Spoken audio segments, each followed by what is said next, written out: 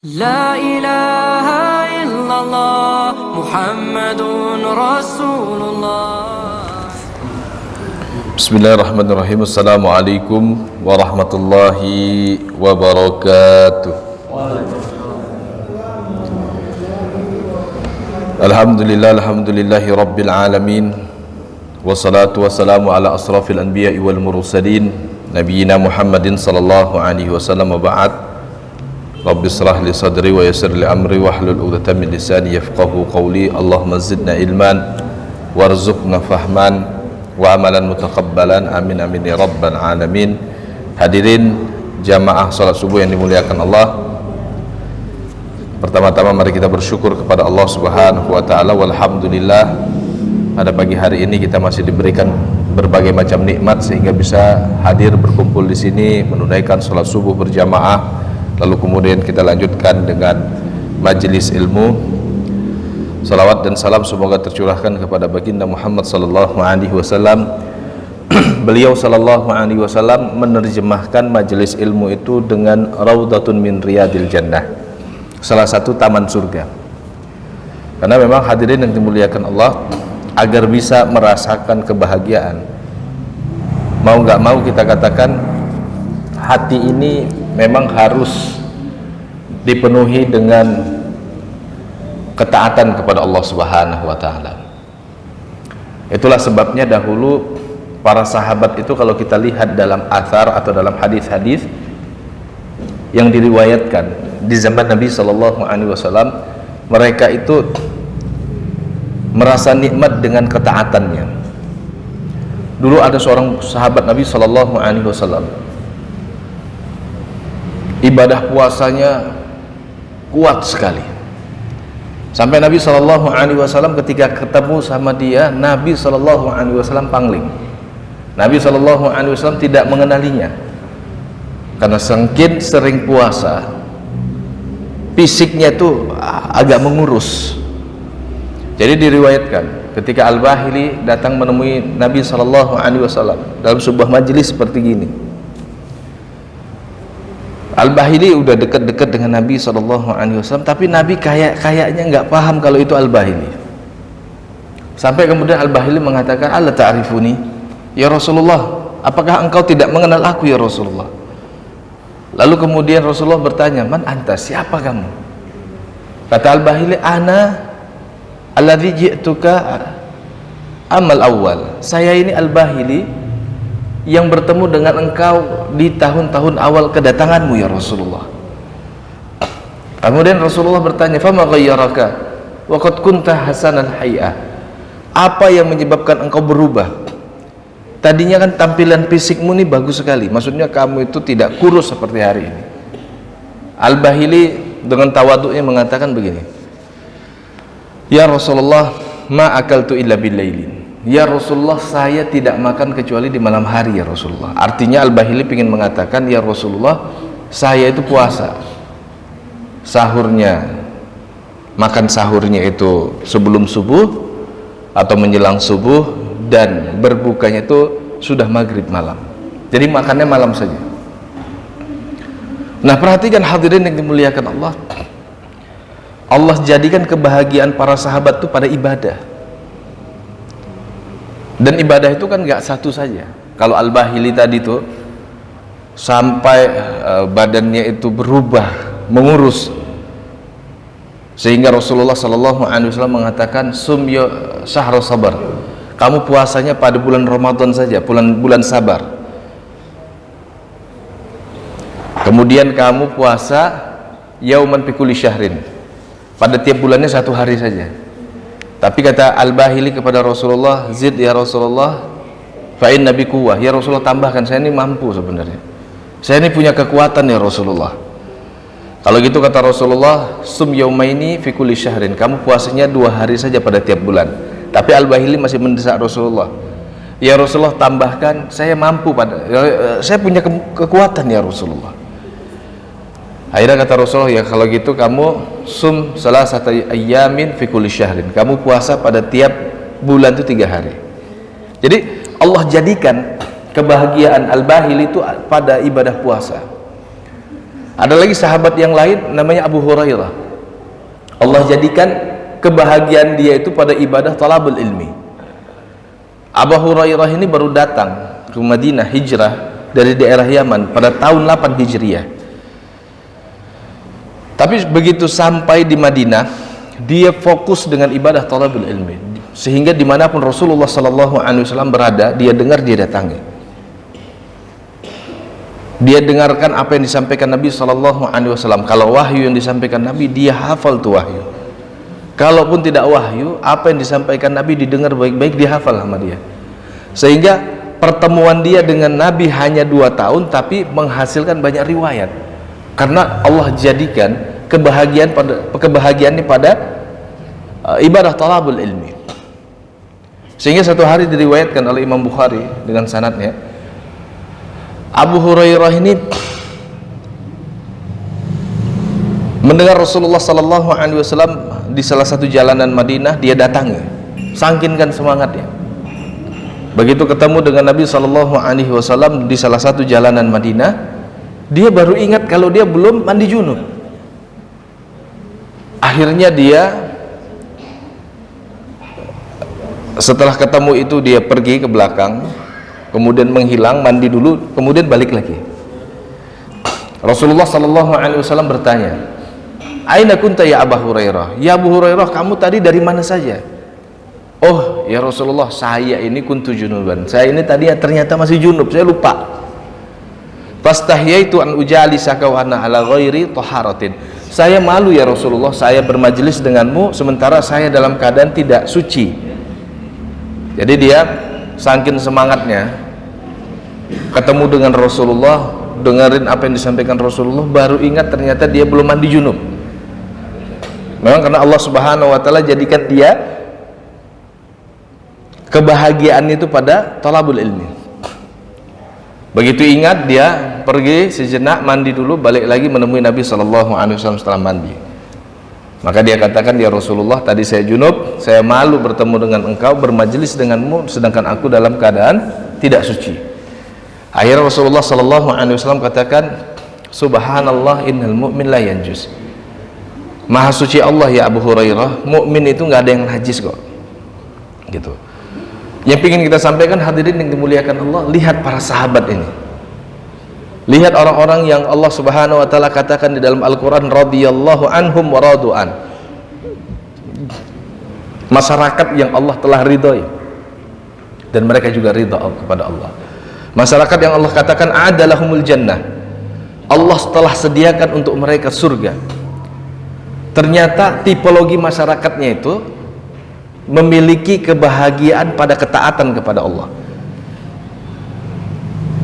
Walaupun mereka berbeda-beda nih bentuk ketaatannya. Ada yang tanda kutip ahli puasa, ada yang tanda kutip ahli jihad, ada yang tanda kutip ahli ilmi, ada yang tanda kutip ahli salat. Sehingga diriwayatkan ada para sahabat Nabi SAW itu ketika tertancap anak panah, untuk mengambil anak panahnya itu dia minta, dia sholat dulu 2 rakaat. Ketika dia sholat, disitulah kemudian diambil anak panah tersebut. Atau Rasulullah SAW pernah juga mengatakan kepada Bilal, "Ya Bilal, arihna bis salat." Ya Bilal, rehatkan kami dengan sholat. Maksudnya, ya Bilal, azan, kita mau istirahat, kita mau rehat. Dengan apa? Dengan sholat. Gitu. Jadi orang beriman itu seperti itu, hadirin yang dimuliakan Allah. Kebahagiaannya itu pada ketaatan di jalan Allah. Gitu.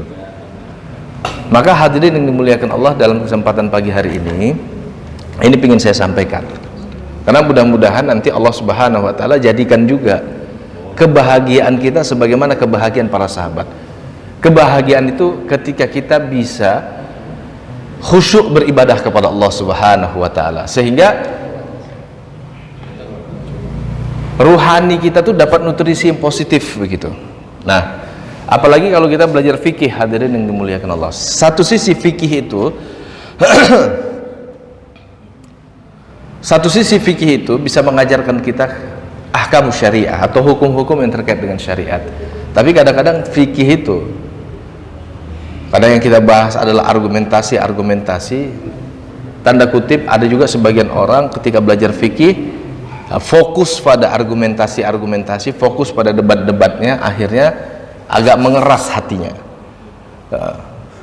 Sehingga aspek fikih yang paling dia senangnya adalah pada perdebatan-perdebatan itu. Karena memang tidak bisa dipungkiri yang namanya manusia Allah Subhanahu wa taala ciptakan cara berfikirnya berbeda-beda, sehingga juga akhirnya menghasilkan ijtihad yang berbeda-beda. Kemarin ketika saya ngajar, hadirin yang dimuliakan Allah, ada mahasiswa saya bilang begini, Pak Ustadz, dia bilang, saya pernah ikut pengajian di masjid itu menyatakan bahwa salah sekali ketika ada orang terlambat datang ke masjid pada saat sholat Jumat, sampai ke masjid langsung sholat 2 rakaat.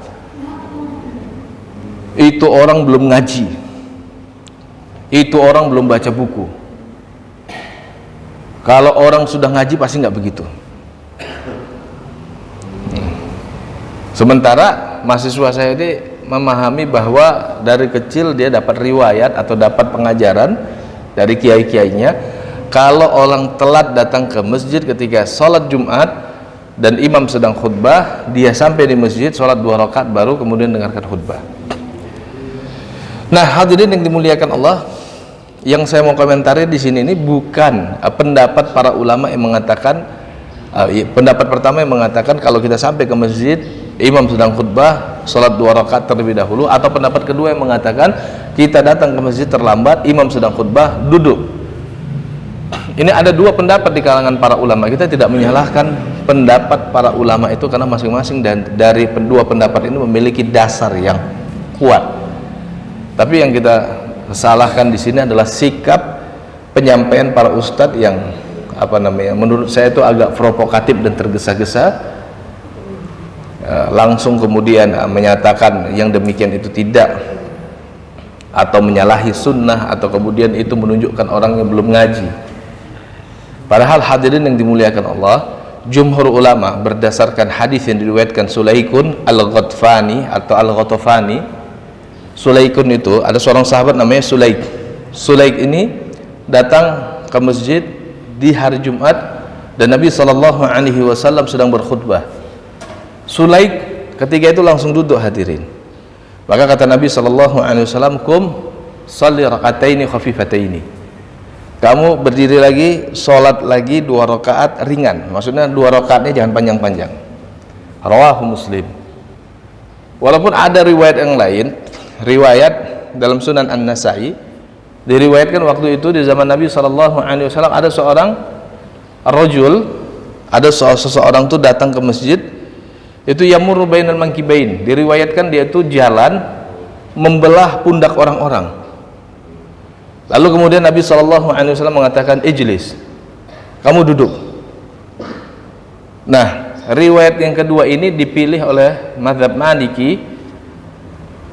Makanya dalam mazhab Maliki sholat 2 rakaat ketika imam khutbah dinyatakan makruh. Dan dalam mazhab Maliki, karena mazhab Maliki berpegang kepada riwayat kedua, maka orang yang terlambat datang ke masjid dan imam sedang khutbah duduk, langsung dengarkan khutbah imam.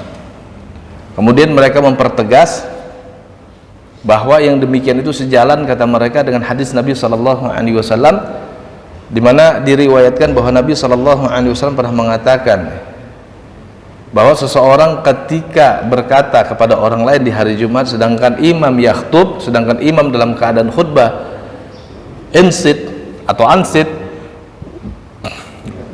gitu, diam, maka faqad laghauta, kata Nabi SAW, yang ngomong begitu aja kamu udah sia-sia atau udah bermain-main dengan Jumatmu itu. Jadi mazhab Maliki kemudian menarik hadis ini, kalau nyuruh orang diam saja konsekuensinya adalah lagau atau al-lagwu, apalagi kalau kemudian sampai sholat 2 rakaat tidak menyimak imam. Jadi mazhab Maliki kemudian menarik, kenapa al-lagwu, kenapa itu dikatakan perbuatan sia-sia, karena akhirnya kita tidak mendengarkan khutbah imam tapi nyuruh orang diam. Nah, ini orang yang sholat 2 rakaat ini pasti nggak akan mendengarkan khutbah imam. dia sholat 2 rakaat, kata mazhab Maliki. Yang mau sependapat dengan mazhab Maliki silahkan, apalagi mazhab Maliki memperkuat, dan ini mazhab mereka, dan menurut saya ini argumentasi mereka yang paling kuat. Kata mereka, ini amal ahli Madinah, ini adalah perbuatan penduduk Madinah, kata mazhab Maliki. Karena mazhab Maliki punya metodologi amal ahli Madinah. Jadi kalau menurut mereka hal tersebut diamalkan oleh ahli Madinah, maka itulah yang benar. Atau hal tersebut tidak diamalkan ahli Madinah, maka jangan diamalkan. Salah satu contoh fatwa dalam mazhab Maliki, mereka mengatakan kalau puasa 6 hari di bulan Syawal itu bid'ah idhofiyah, makruh. Karena mazhab Maliki mengatakan hal yang demikian itu tidak diamalkan oleh penduduk Madinah.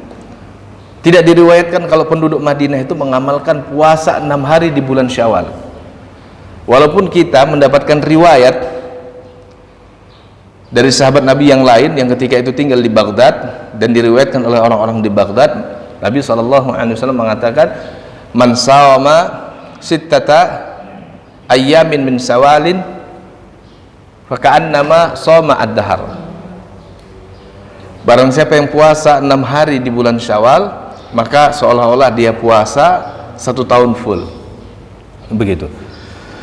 Nah, dari sini hadirin yang dimuliakan Allah, kita tahu, oh ini pendapat mazhab Maliki seperti ini nih, metodologi mereka seperti ini nih.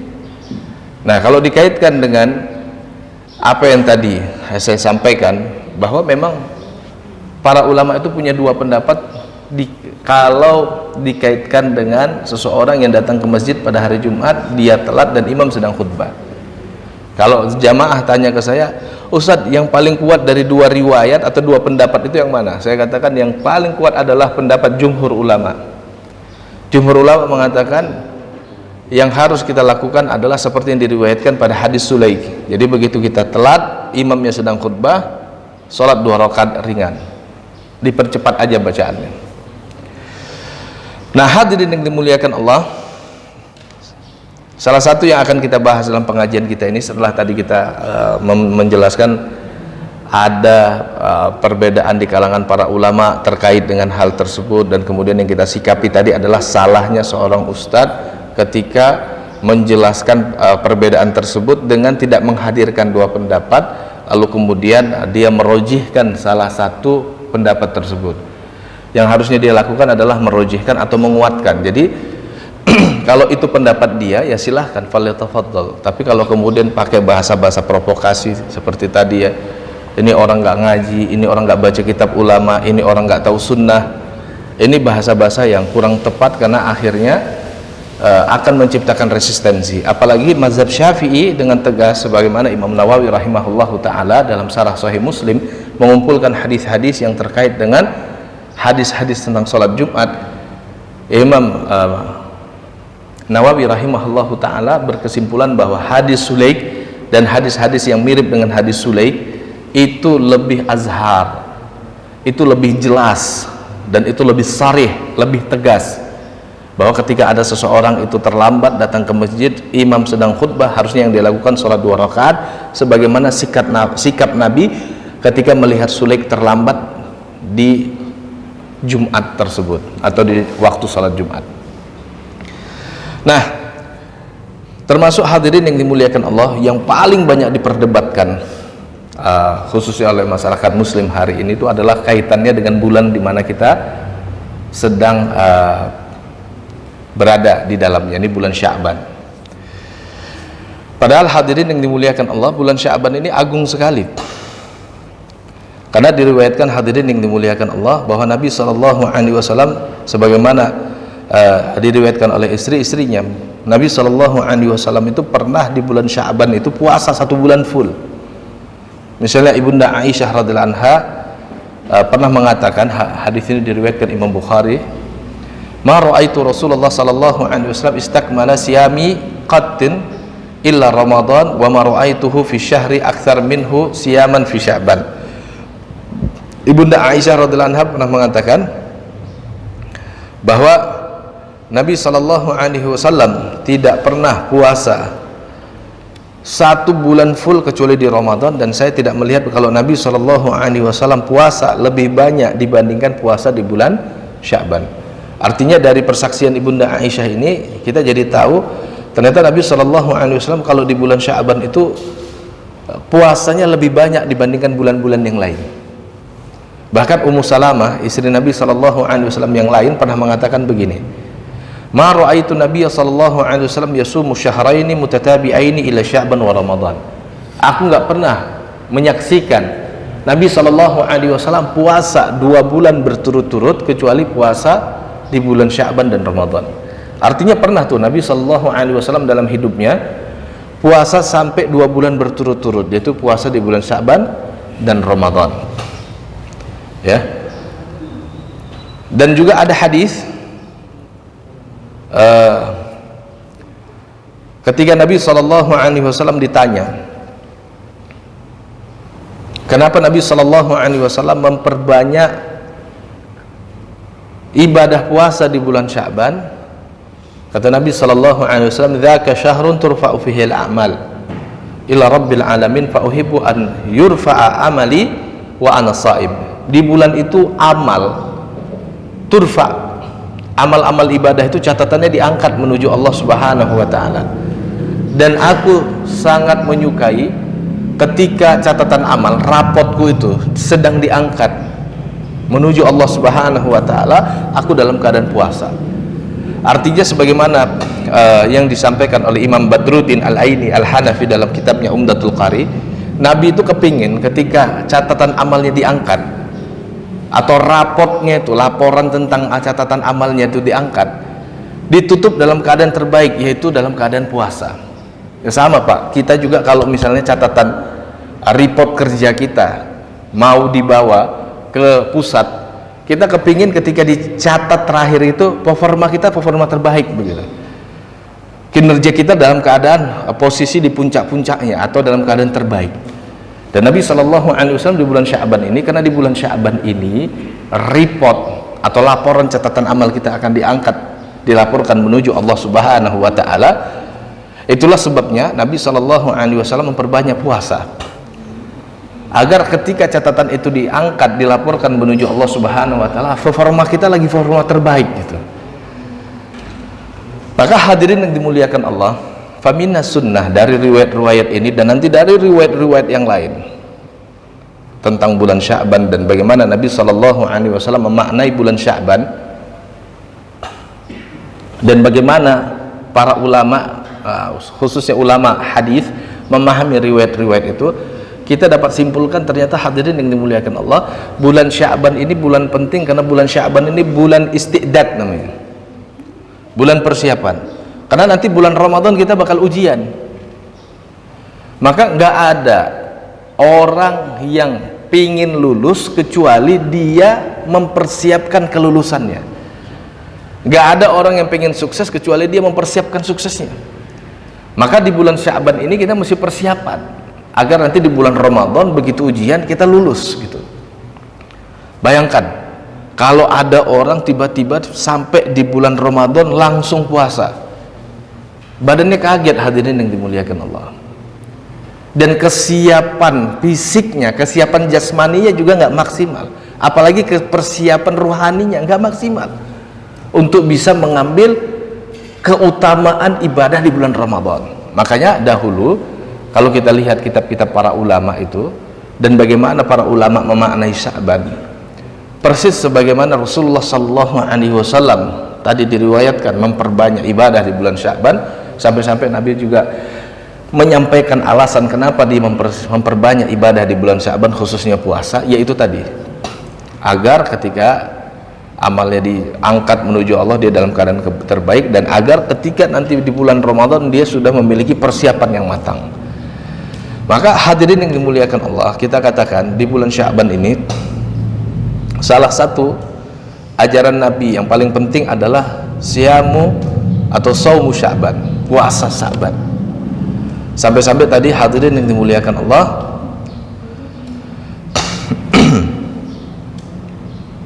sampai-sampai tadi Ibunda Ummu Salamah mengatakan dia tidak pernah melihat Nabi SAW yasumu mutataliyaini syahraini mutataliyaini. Ibunda Ummu Salamah mengatakan dia nggak pernah tuh ngelihat Nabi SAW puasa 2 bulan berturut-turut, kecuali hal itu dia lihat pada Sya'ban dan Ramadan. Begitu. Bahkan dahulu, hadirin yang dimuliakan Allah, Ibunda Aisyah radhiyallahu anha pernah mengatakan, kana yakunu alayya shaumu min Ramadan. Saya itu dulu punya utang puasa Ramadan. Dan biasanya namanya perempuan itu hampir tidak mungkin tidak utang pada bulan Ramadan, karena siklus haidnya itu kan ada datang per bulan. Maka Ibunda Aisyah mengatakan, dulu saya punya hutang puasa Ramadan, fama astati an aqdi illa fi Sya'ban, dan saya tidak mampu mengqadha hutang puasa saya itu kecuali di bulan Sya'ban. Makanya bukan hanya Ibunda Aisyah saja, ya, diriwayatkan juga para sahabat yang lainnya menjadikan bulan Sya'ban ini bulan qada'u shaum, bulan mengganti puasa atau utang puasa.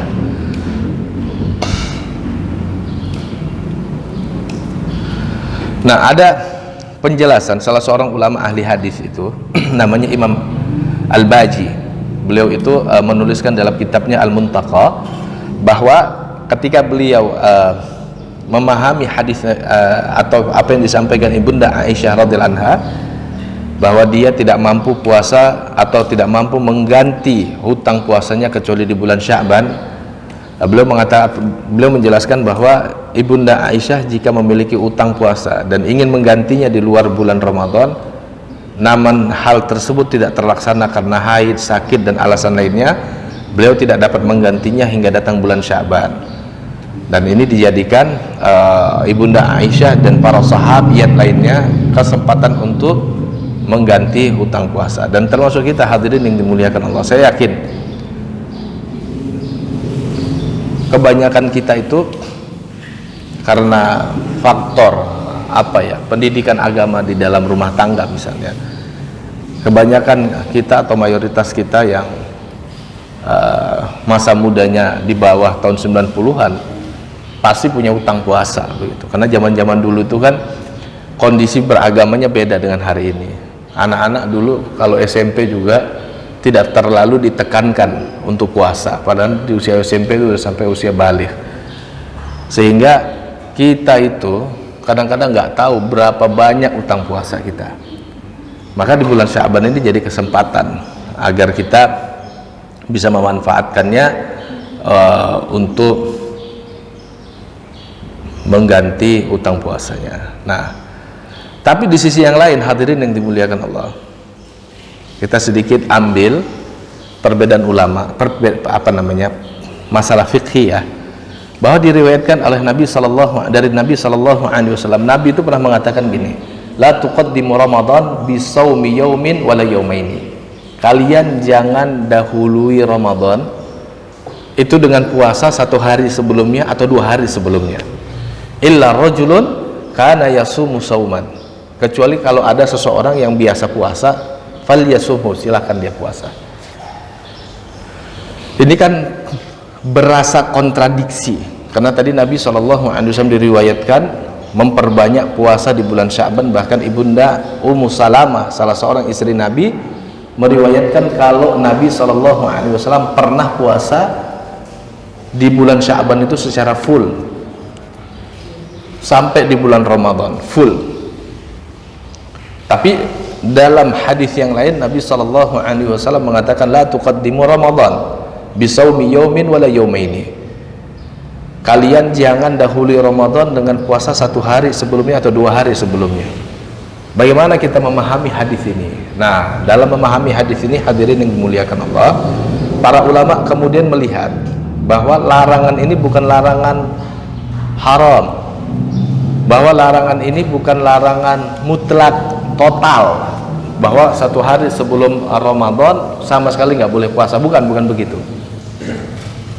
Ini hanya makruh karena Nabi SAW ingin agar kita fokus mempersiapkan Ramadan 1 hari atau 2 hari sebelumnya. Jadi 1 hari sebelumnya atau 2 hari sebelumnya masjid dibersihkan terlebih dahulu, dirapikan, dipersiapkan untuk pelaksanaan sholat tarawih nantinya, dan puncaknya nanti adalah persiapan untuk iktikaf Ramadan di 10 hari terakhir di bulan Ramadan. Maka sangat baik satu hari sebelumnya atau 2 hari sebelumnya tidak puasa, tapi mempersiapkan kondisi rumah dicat misalnya, kalau konteksnya kita hari ini, lingkungan dibersihkan. Tapi kalau ada orang biasa puasa atau dia pada hari itu 1 hari atau 2 hari sebelumnya ternyata itu hari Senin atau hari Kamis, kalau dia mau puasa silahkan, tidak ada masalah. Itu ini bukan menunjukkan 1 hari atau 2 hari sebelumnya haram secara mutlak, enggak. Nah, apalagi kalau ada orang yang sudah terbiasa puasa, silahkan aja puasa, begitu ya. Nah kemudian, nah ini ada polemik juga hadirin yang dimuliakan Allah kalau dikaitkan dengan Sya'ban. Sebenarnya di bulan Sya'ban itu, khususnya pada nisfu Sya'ban, pertengahan Sya'ban, ada keutamaan khusus enggak sih? Ada enggak ibadah-ibadah khusus enggak sih? Ada enggak sholat-sholat khusus enggak sih? Ada enggak puasa khusus?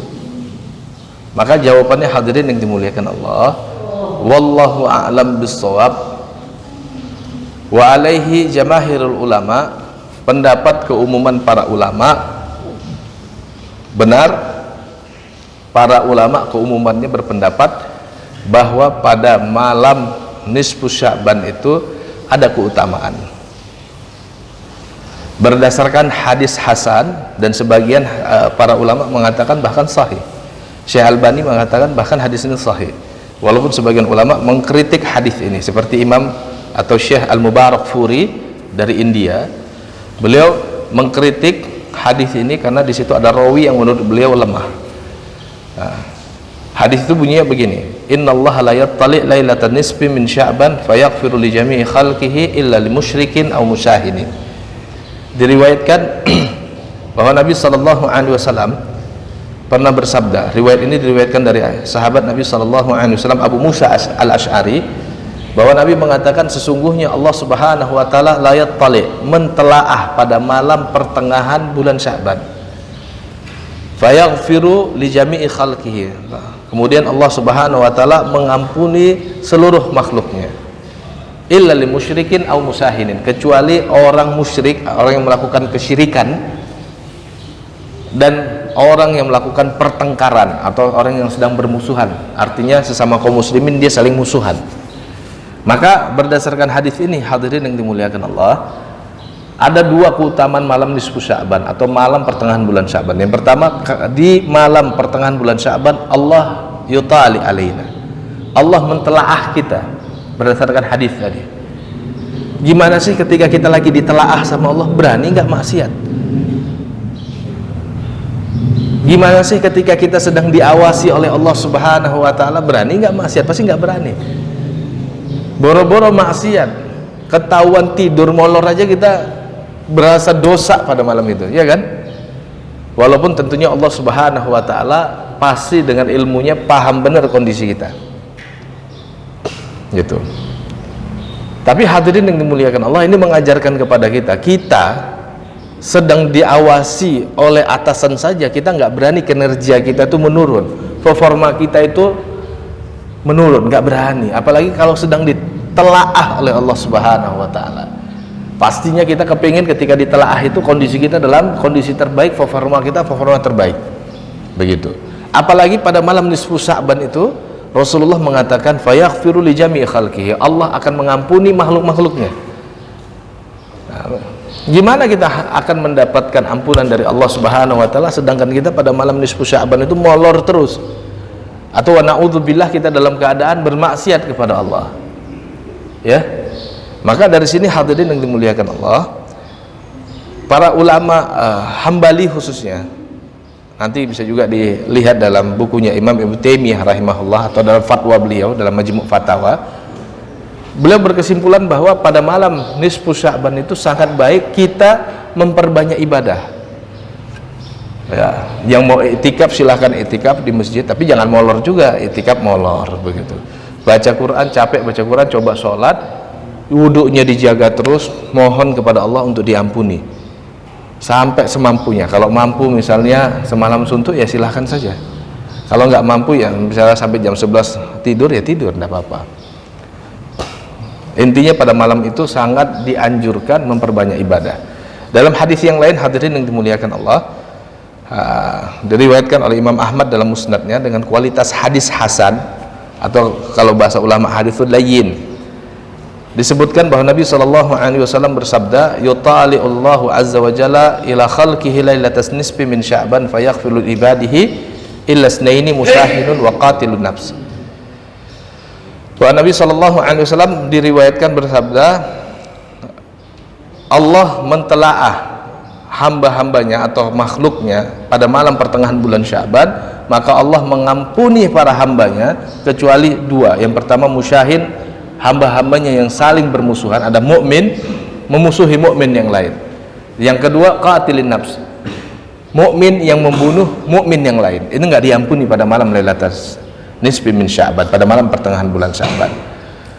Maka dari dua hadis ini, sekali lagi saya katakan, akhirnya ulama-ulama, khususnya ulama-ulama Hambali itu seperti Imam Ibnu Taimiyah, punya kesimpulan pada malam pertengahan bulan Sya'ban itu baik dilakukan berbagai macam kebaikan, ibadah-ibadah umum, karena memang tidak diajarkan oleh Nabi ibadah khusus.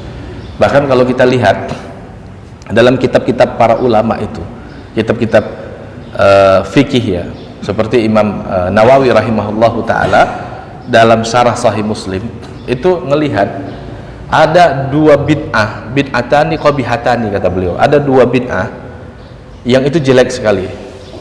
Pendapat Imam Nawawi ini mewakili pendapat jamaahir Syafi'iyah, keumuman ulama-ulama Syafi'iyah. Satu bid'ah yang jelek itu dikaitkan dengan bulan Rajab, satu bid'ah yang jelek itu dikaitkan dengan bulan Sya'ban. Di bulan Rajab ada sholat, kata beliau, sholat ma'rufah, sholat yang terkenal sekali di bulan Rajab yang dilakukan orang-orang, tapi itu tidak memiliki dasar, yaitu disebut dengan sholat raghaib. Sholat raghaib itu adalah sholat yang dilakukan pada pekan pertama di bulan Rajab malam Jumat, dan itu diiringi dengan puasa Kamis di pekan pertama di bulan Rajab, lalu malamnya kemudian ba'da maghrib sampai Isya melakukan sholat 12 rakaat, disebut sholat raghaib. Setiap 2 rakaat salam, setiap 2 rakaat salam. Pada tiap-tiap rakaat selain baca Al-Fatihah, baca Inna anzalnahu fi lailatul qadar itu 7 kali, lalu kemudian baca Qul huwallahu ahad sekian kali, begitu. Ini tidak memiliki dasar. Dan satu lagi juga disebut juga kalau dikaitkan dengan bulan Sya'ban itu ada yang dilakukan orang-orang namanya sholatul mi'ah.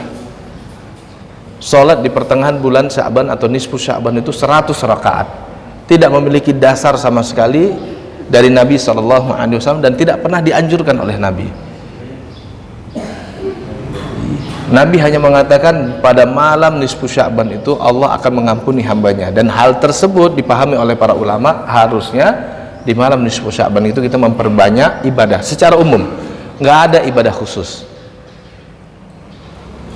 Makanya dalam mazhab Hanafi pun kita akan lihat bagaimana para ulama dari kalangan Hanafi juga mengkritik pelaksanaan sholat tertentu yang dilakukan pada malam nisfu Sya'ban atau puasa tertentu yang dikaitkan dengan nisfu Sya'ban. Yang ada adalah di bulan Sya'ban perbanyak puasa sebagaimana perbuatan Nabi dan sebagaimana apa yang disampaikan Nabi SAW. Apalagi hadirin yang dimuliakan Allah, ini hal terakhir yang paling penting. Para ulama kita itu kan luar biasa sekali melakukan penelitian tentang jiwa.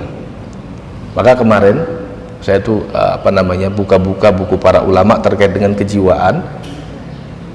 Yang menarik adalah Profesor Malik Badri, psikolog muslim ternama, bahkan disebut sebagai bapak psikologi muslim hari ini. Beliau dari Sudan tapi sekarang ngajar di Malaysia. Dalam penelitian beliau mengatakan 1000 tahun sebelum hari ini, pada tahun 400-an Hijriah, kita udah punya rumah sakit jiwa. Atau kita udah punya rumah sakit untuk orang-orang yang depresi itu. Para ulama udah melakukan penelitian. Maka tahun 400 Hijriah itu ada seorang ulama namanya Abu Zaid Al-Balkhi dari Balkhi. Balkhi itu daerah Afghanistan hari ini. Beliau punya buku namanya Masalihul Abdan wal Anfus, kemaslahatan badan dan jiwa. Dalam tesisnya beliau mengatakan kalau seseorang jiwanya mau sehat, ya badannya harus sehat, dan sebaliknya kalau ada orang jiwanya mau sehat, badannya harus sehat, karena itu saling terkait. Maka kata beliau, coba lihat kalau ada orang depresi, ada nggak dampaknya pada badannya? Pasti ada. Ya, kalau kita lihat orang depresi hari ini secara faktual, dua aja kemungkinannya, makan ekstrim atau tidak makan secara ekstrim. Kalau makan ekstrim akhirnya makan mulu jadi gemuk, kalau tidak makan ekstrim akhirnya badannya kurus sekurus-kurusnya, begitu. Karena memang kesehatan ruhani itu berdampak kepada kesehatan jasmani berdampak kepada kesehatan ruhani. Sehingga kesimpulan para ulama-ulama kita dahulu, kalau yang mau sehat ruhaninya, jasadnya harus sehat, jasmaninya, yang jasmaninya mau sehat, ruhaninya harus sehat. Kalau jihad jasmani kita tahu dari pengalaman kita sehari-hari, kalau jasmaninya mau sehat ya makanannya harus makanan-makanan yang sehat, nutrisi yang sehat untuk jasmaninya, menghindari makanan-makanan yang jelek, dampaknya beracun lah gitu ya. Ternyata hadirin yang dimuliakan Allah, ruhani juga begitu. Ruhani itu juga harus beri nutrisi yang baik agar dia sehat. Makanya kesimpulan para ulama ketika melihat anatomi ruh atau ketika melihat anatomi nafsun jiwa itu terdiri dari ruh akal sebelah kanannya, hawa dan nafsu sebelah kirinya. Kalau ruh dan akal diberi nutrisi yang baik, maka dia akan menguat, bersama dengan itu syahwat dan hawa nafsunya melemah. Dan makanan dari ruh dan akal ini, kalau akal makanannya adalah ilmu, sedangkan ruh makanannya adalah ibadah. Makin orang banyak beribadah, maka makin menguat ruhnya, makin akan membisiki jiwanya bisikan-bisikan yang baik. Nah, kalau bahasa ulama-ulama ahlus sunnah itu, kalau ruhnya itu sehat, maka imannya itu akan bertambah. Itulah kenapa kemudian ulama ahlus sunnah mengatakan al-iman yazid wa yanqus, bisa bertambah bisa berkurang. Yazid bit ta'ah wa yanqus bil maksiat, bertambah itu dengan ketaatan, berkurang itu dengan kemaksiatan. Bagaimana menambah iman itu? Yaitu tadi kita melakukan kebaikan-kebaikan atau melakukan ibadah-ibadah dan melatih jiwa untuk bisa mendekatkan diri kepada Allah sedekat-dekatnya, dan pada saat yang sama mengekang nafsu sekuat-kuatnya. Dan kalau dikaitkan dengan fikih, kan itu yang dilakukan oleh para sahabat Nabi. Emang para sahabat Nabi nggak punya nafsu? Emang para sahabat Nabi nggak punya syahwat? Punya. Dan mereka diajarkan Nabi SAW untuk melatih dirinya mengekang syahwatnya, mengekang nafsunya. Dan memang atas takdir Allah, hadirin yang dimuliakan Allah, yang namanya syahwat dan nafsu itu nggak bisa dihilangkan dan nggak bagus untuk dihilangkan. Fitrahnya harus ada.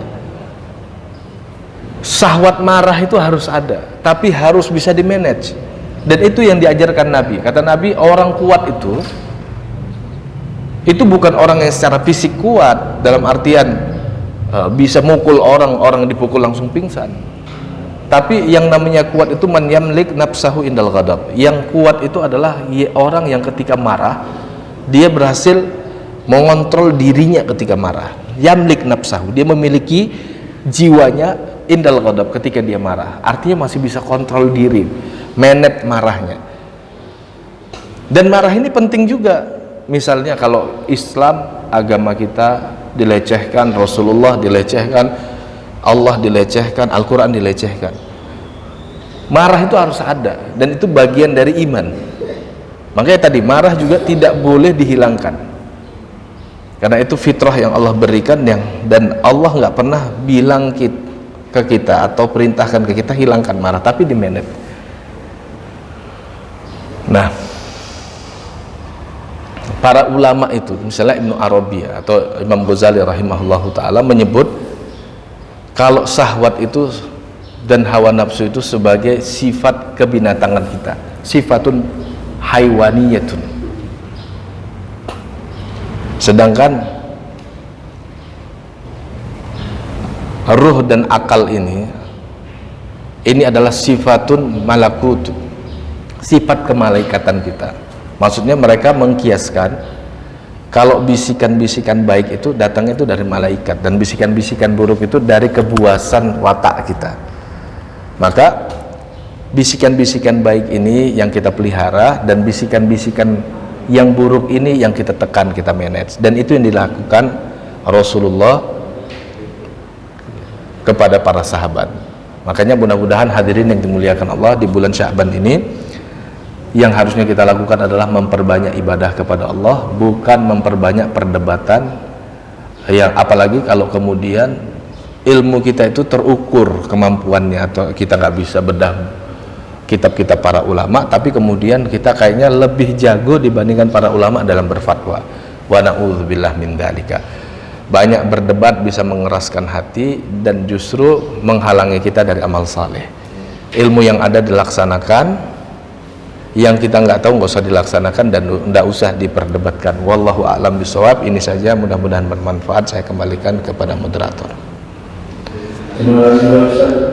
Barangkali ada yang mau ditanyakan, komentar apa saja yang berkait dengan interview ini. Silakan. Assalamualaikum warahmatullahi wabarakatuh. Terima kasih Ustaz waktunya. Pertanyaan saya yang pertama, mungkin tadi ada disampaikan, saya tidak mendengarkan karena saya lagi izin tadi, yaitu saya kecil dibesarkan di keluarga NU, istilahnya lingkungan NU. Adakah suatu puasa khusus Rajab ini? Yang pertama. Kemudian yang kedua, tadi sampaikan banyak amal-amal di bulan Sya'ban. Kemudian di NU ini ada khusus sholat nifsu Saban. Nah, itu diantaranya membaca Yasin, banyak ini. Nah, itu yang saya tanyakan, adakah mungkin ada di literatur tentang sholat nifsu Saban tersebut? Iya. Nah, demikian. Terima kasih.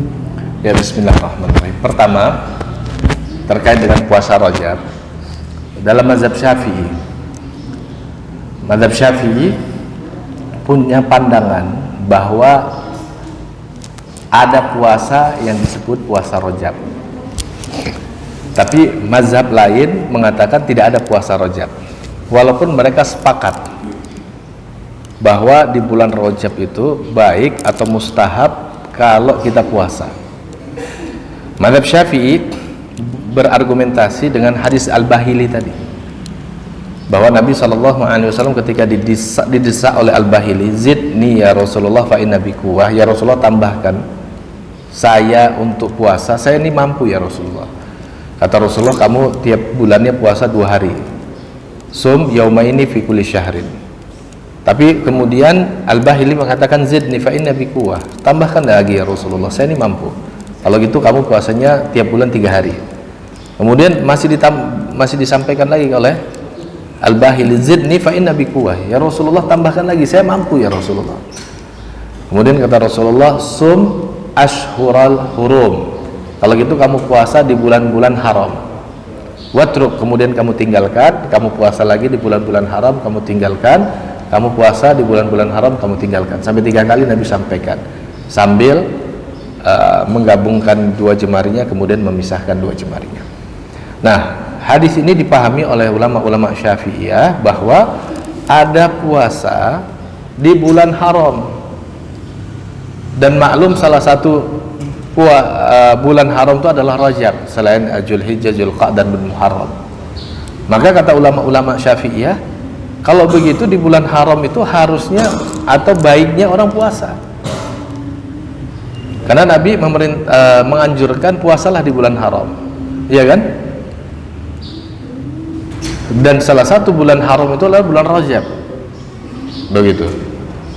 Berdasarkan hadis ini kemudian ulama-ulama Syafi'iyah mengatakan puasa di bulan haram itu mustahab, khususnya kalau dikaitkan dengan Rajab. Apakah ulama-ulama lain dari kalangan madhab yang lain seperti madhab Hambali, madhab Maliki nggak tahu riwayat ini? Mereka tahu juga riwayat ini, maka mereka katakan kalau begitu yang mau puasa di bulan haram jangan di Rajab saja, di bulan-bulan lain di luar bulan Rajab, 3 bulan haram yang lain harusnya puasa juga, mustahab hukumnya. Walhasil kesimpulannya bahwa sistem pendalilan dalam mazhab Syafi'i itu memungkinkan berdalil dengan dalil umum. Tadi kan dalilnya umum, puasa di bulan haram, dan salah satu bulan haram itu adalah bulan Rajab. Nah, akhirnya ulama-ulama Syafi'iyah berdalil dengan keumuman hadis ini untuk menyatakan ada puasa Rajab gitu. Kalau ulama-ulama Hambali khususnya dan ulama-ulama Malikiyah, mereka menuntut kalau seandainya kita mengatakan ada puasa Rajab, harusnya ada dalil khusus terkait dengan Rajab. Nah, kan ini kita sebut puasa Rajab namanya. Tapi kalau tadi kan ada dalilnya, oh itu kan dalil umum kata ulama-ulama Hambali. Itu kan dalil yang menganjurkan puasa di bulan haram. Namanya puasa di bulan haram. Dan bulan haram itu bukan hanya Rajab. Muharram, Zulqa'dah, Zulhijjah juga bulan haram. Dan kalau mau melaksanakan puasa bulan haram, jangan hanya bulan Rajab saja, tapi 3 bulan yang lain juga harus atau juga dianjurkan melaksanakan puasa haram. Nah, sambil kemudian mereka mengkritisi kenapa harus bulan Rajab saja yang diagungkan, kenapa bulan haram yang lain tidak diagungkan. Nah, kemudian semacam ada kecurigaan itu, ini jangan-jangan memang sengaja mengagung-agungkan Rajab nih, gitu. Jangan-jangan ada dasar lain yang tidak kuat, misalnya disebutkan bahwa Rajab itu adalah bulannya Allah, gitu. Jadi dari 2 pendapat ini kita jadi tahu, oh sebenarnya mereka saling memahami dalil tadi, cuman sistem berargumentasinya yang berbeda. Itulah yang disebut dengan mazhab, metodologi berargumentasinya yang berbeda. Nah, walhasil bagaimana? Ya walhasil kalau memang mau sepakat dengan mazhab Syafi'i, begitu sistem argumentasinya, laksanakan. Tapi menurut Ustadz gimana? Kalau menurut saya beda lagi. Kalau menurut saya yang kuat itu kita kalau mau mengagungkan bulan haram ya jangan Rajab saja. Nah, terus buat Ustadz di bulan Rajab itu bagus nggak puasa? Ya bagus sekali karena dia bulan haram. Al-Quran saja menghormati bulan haram dengan menyatakan di bulan haram itu jangan dilaksanakan perang, gitu.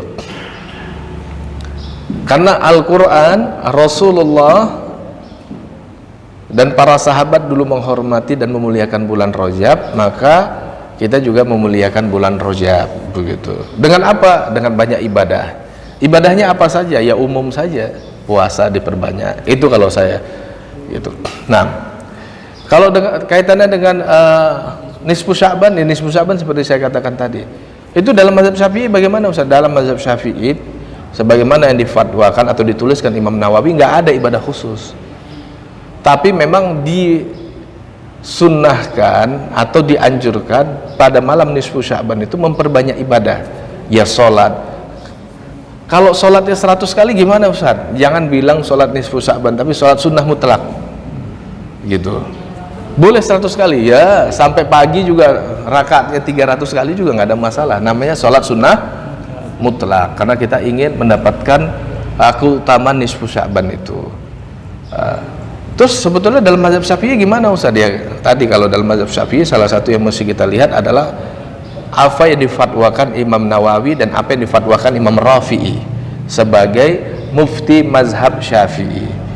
Kalaupun ada segelintir ulama-ulama Syafi'iyah yang biasanya menulis bukan atas nama madhab tapi bermazhabkan madhab Syafi'i, misalnya ulama-ulama dari kalangan ahli tasawuf begitu, kemudian ingin memotivasi kita agar kita memuliakan itu, ya tangkap saja spiritnya. Oh ternyata ulama ini ingin memotivasi kita untuk memperbanyak ibadah. Tapi jangan sampai kita akhirnya seperti kata Imam Nawawi tadi, menciptakan sesuatu yang jelek gitu. Maksudnya sesuatu yang jelek itu kita menyatakan ini ajaran Nabi, padahal Nabi tidak pernah melakukan atau menganjurkannya gitu. Jadi problemnya itu pada keyakinan, meyakini ini datang dari Nabi. Enggak, yang Nabi sampaikan itu umum begitu. Pada malam itu hamba-hamba diampuni. Ya sudah, kalau gitu kita lakukan adalah memperbanyak ibadah. Apa bentuknya? Ya banyak, iktikaf sampai merenung aja itu bagian ibadah, muhasabah begitu kan. Kita pada malam itu, dan memang kita butuh merenung gitu, merefleksi 1 tahunnya apa yang udah kita lakukan, dan tahun ke depan apa capaian kita. Jadi kita nih jangan ngobrol mulu, ngerenungnya nggak ada begitu. Wallahu a'lam bishawab. Artinya nggak apa-apa Ustaz ya, melakukan sholat nisfu Sya'ban nggak apa-apa juga ya. Sangat dianjurkan ibadah pada malam nisfu Sya'ban. Bisa nggak dilakukan sholat nisfu? Jangan diyakini ini ajaran Nabi. Maksudnya sholat ini Melakukannya gitu nggak apa-apa juga. bukan nggak apa-apa, dianjurkan. Sholat pada malam nisfu Sya'ban. Sholat apa? Sholat Ya.